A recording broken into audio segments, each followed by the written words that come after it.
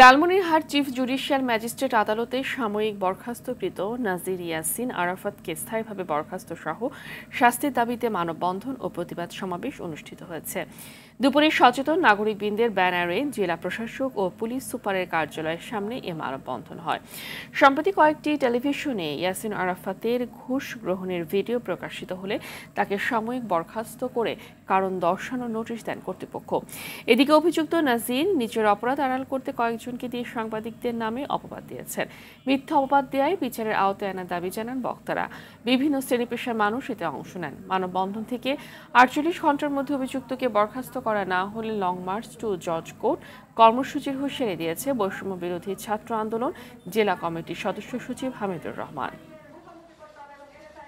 আপনারা যদি সাবধান না হন, লালমনিরহাট যুব সমাজ রুখে দেবে। আমরা তাকে শুধু বহিষ্কার না, তাকে কঠিন থেকে কঠিন শাস্তি দিয়ে ঘুষখোর, চাঁদাবাজি, টেন্ডারবাজিরা যাতে সাবধান হয়। সাংবাদিক ভাইদেরকে সাপোর্ট করা এবং আমাদের সমাজের চোখ তাদের চোখকে রক্ষা করা এবং সাপোর্ট দেওয়া আমাদের সবার দায়িত্ব। এই ৪৮ ঘন্টার মধ্যে এই নাজিরকে যদি স্থায়ীভাবে বরখাস্ত করা না হয়, তাহলে আমি স্পষ্টভাবে বলতেছি যে আমাদের যত অঙ্গ সংগঠন রয়েছে, আমাদের যে মূল সংগঠন বৈষম্য বিরোধী ছাত্র আন্দোলন লালমনিরহাট জেলা, আমরা লং মার্চ টু কোর্ট পর্যন্ত আমরা প্রোগ্রাম করবো ইনশাআল্লাহ।